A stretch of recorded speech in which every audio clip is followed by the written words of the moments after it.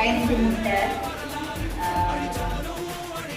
சீனி 200, சீனி 250, மாதிரி 300, கோதுமை 325, baking powder 2.5 tablespoon, cocoa powder 5 tablespoon, vanilla essence 2 tablespoon, பால் 225.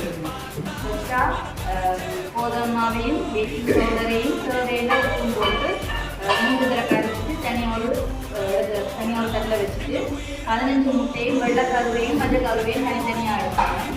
அதுக்கு பிறகு வெள்ளைக்கருவை தனியாக பீட் பண்ணுவாங்க. பீட் பண்ணி ஒரு அளவுக்கு படிவாக்கம் தேவைப்படுது. கொஞ்சம் கொஞ்சமாக மீன் போட்டு நல்லா ஃபுல்லாக பீட் பண்ணி எடுத்துட்டு மஞ்சள் கருவுக்குள்ள வெள்ளை எசன்ஸும் பாலும் போட்டு பீட் பண்ணி எடுக்கணும். பீட் பண்ணிவிட்டு பட்டரை தனியாக எடுத்து பீட் பண்ணணும். பட்டரை பீட் பண்ணிவிட்டு அதுக்கப்புறம் வெள்ளைக்கருவை நாங்கள் பீட் பண்ண வெள்ளைக்கருவை வச்சு அதில் கொஞ்சம் கொஞ்சமாக போட்டு நல்லா பீட் பண்ணணும்.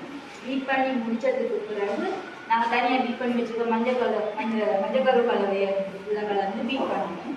பீட் பண்ணி முடிச்சுட்டு அதுக்கு பிறகு எடுத்து வச்சுருக்க மாக்கலவை அதுக்குள்ளே போட்டு பீட் பண்ணிவிட்டு அந்த பீட் பண்ண ஃபுல்லில் சரியளவாக 2 பாத்திரத்தில் தனித்தனியாக எடுத்துட்டு ஒன்றுக்குள்ள கொக்கோ பவுடர் 5 டேபிள் ஸ்பூன் கலந்து அதை மிக்ஸ் பண்ணி போட்டு ட்ரேயில் பட்டர் தடவிட்டு ஆயில் பேப்பர் போட்டு அதுக்கு மேலேயும் பட்டர் தடவிட்டு ஃபஸ்ட்டாக கொக்கோ கலக்காத அந்த மிக்சிங் ஃபஸ்ட்டாக ஊற்றி அதுக்கு மேலே கொக்கோ மிக்சிங் அப்படின்னு மாறி மாறி 2 மிக்சிங்கையும் மாறி மாறி ஊற்றிட்டு அதுக்குள்ள ஸ்டிக்கால் டிசைன் மாறி போட்டுட்டு 10 நிமிஷம் அவனை ப்ரீ ஹீட் பண்ணிவிட்டு அதுக்கு பிறகு 35-40 நிமிஷம் இதுக்குள்ள வச்சு பேக்கிங்.